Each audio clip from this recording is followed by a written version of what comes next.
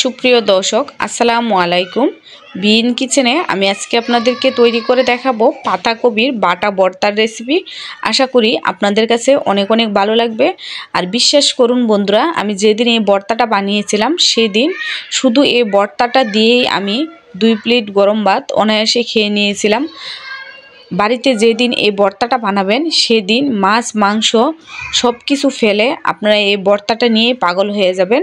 এতটাই টেস্টি হয় এই ভর্তাটা। এই ভর্তাটা বানিয়ে খেলে আপনারা বুঝতে পারবেন যে ভর্তাটা কতটা টেস্টি।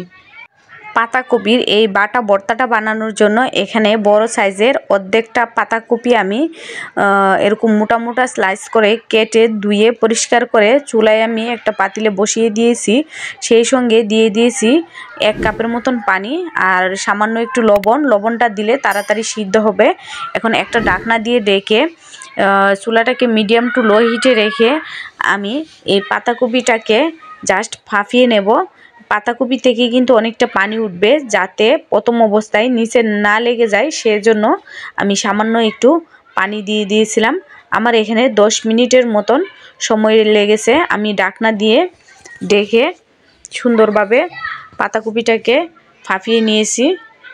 এই যে দেখুন বন্ধুরা, আমার পাতাকপিটা এই যে ভাপিয়ে নেওয়া হয়ে গেছে। এখন চুলা থেকে নামিয়ে এই পাতাকপিটাকে ঠান্ডা করে একটা মিক্সিতে দিয়ে ব্লেন্ড করে নেব। আপনারা চাইলে শিলপাটায়ও বেটে নিতে পারেন। এটা আর আপনাদেরকে দেখালাম না। এই যে চুলায় একটি প্যান বসিয়ে এতে দিয়ে দিলাম সরিষার তেল। পুরো ভর্তাটা আমি আজকে সরিষার তেলে করব। এই তেলের মধ্যে প্রথমে আমি মরিচগুলোকে ভেজে উঠিয়ে নেব। যে মরিচগুলোকে আমার ভেজে নেওয়া হয়ে গেছে, এখন আমি উঠিয়ে নিলাম। নিয়ে একই তেলে দিয়ে দিব 1/2 টেবিল চামচ কালো জিরা, 1/2 টেবিল চামচ জিরা। আপনারা যদি এখানে কালো জিরাটা খেতে ভালো না লাগে, মানে যারা পছন্দ করেন না, কালো জিরাটা স্কিপ করতে পারেন, যে কোনো একটা দিতে পারেন। কালো জিরাটা এবং জিরাটা একটু ফুটে উঠলেই এখানে দিয়ে দিব বড় সাইজের একটা রসুন আমি কুচি করে নিয়েছিলাম। রসুনটা দেওয়ার পর একটু নেড়ে চেড়ে রসুনটা যখন হালকা ব্রাউন কালার হয়ে আসবে তখন এতে দিয়ে দিব 5-7টা কুচি করে রাখা কাঁচামরিচ, সেই সঙ্গে বড় সাইজের 2টা পেঁয়াজ কুচি করে নেওয়া। এখন পেঁয়াজ মরিচ কালার চেঞ্জ হওয়া পর্যন্ত ভেজে নেব। এই যে ভেজে নেওয়া হয়ে গেছে। ভেজে নেওয়া হয়ে গেলে এখানে বড় সাইজের একটা টমেটো কিউব করে কেটে রাখা দিয়ে দিলাম। সেই সঙ্গে দিয়ে দিলাম সামান্য একটু লবণ কিন্তু আমি আগেও পাতাকপিতে দিয়েছি। এখন লবণটা একটু পরিমাণটা বুঝে দিবেন। দিয়ে নেড়ে চেড়ে টমেটোটাকে সিদ্ধ হওয়া পর্যন্ত ভেজে নেব। এই যে টমেটোটা খানিকটা সিদ্ধ হয়ে গেছে। এখন এখানে দিয়ে দিলাম মরিচের গুঁড়া, হলুদের গুঁড়া। এটা আপনারা আপনাদের পছন্দ মতো দিবেন। আপনারা জালটা যে যতটুকু খেতে পছন্দ করেন সেই অনুযায়ী দিবেন। দিয়ে মশলাটা যেন পুড়ে না যায় দিয়ে দিলাম সামান্য একটু পানি।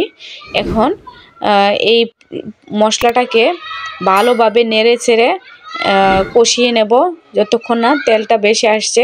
আর একটু চেপে চেপে দিয়ে মশলাটাকে আমি কষিয়ে নেব, যাতে করে এই যে টমেটোটা দিয়েছিলাম এই টমেটোটা যেন গলে যায়। এই যে দেখুন বন্ধুরা, আমার মশলাটা সুন্দরভাবে কষিয়ে নেওয়া হয়ে গেছে।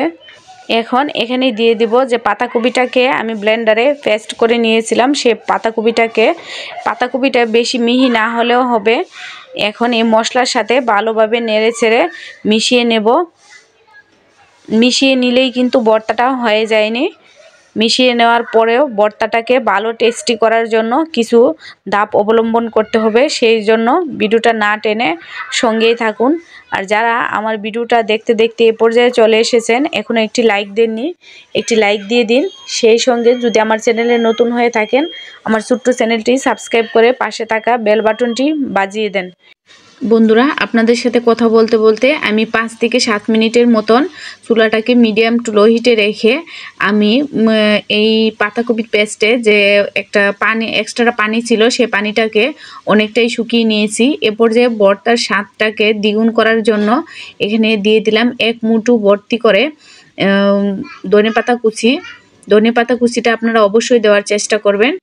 ধনেপাতাটা দেওয়ার পর আবারও কিছুক্ষণ নেড়ে চেড়ে আমি ভর্তাটাকে ভেজে নিয়েছি। এ পর্যায়ে ভর্তার স্বাদটাকে আরও বাড়ানোর জন্য দিয়ে দিতেছি 1 টেবিল চামচের চেয়েও কম চিনিটা আপনারা দেওয়ার চেষ্টা করবেন, দিলে খেতে বেশি ভালো লাগে। আর যদি আপনারা চিনি খেতে পছন্দ না করেন তাহলে এই পর্যায়ে আপনারা চিনিটা স্কিপ করতে পারেন। এ পর্যায়ে আমি ভর্তাতে আরও একটা জিনিস অ্যাড করব, সেটা হলো প্রথমে যে আমি মরিচটা ভেজে রেখেছিলাম সেখান থেকে 3টা মরিচ আমি ভেঙে এখানে দিয়ে দিতেছি। ভর্তাতে জালটা আপনারা আপনাদের ইচ্ছে মতো দিতে পারেন, যে যতটুকু জাল খেতে পছন্দ করেন। মরিচটা দেওয়া হয়ে গেলে আবারও কিছুক্ষণ নেড়ে ছেড়ে ভেজে নেব। একটা জিনিস একটু খেয়াল করে দেখুন বন্ধুরা, আমার ভর্তাটাতে কোনো প্রকারের পানি এক্সট্রা কোনো পানি নেই, ভর্তাটা হয়ে গেছে। আপনারা চেষ্টা করবেন ভর্তাটাকে যতটা সম্ভব ভাজা ভাজা করে, যাতে এতে কোনো এক্সট্রা পানি না থাকে, সেই পানিটা যেন শুকিয়ে নিতে পারেন, তাহলেই ভর্তাটা খেতে বেশি ভালো লাগবে।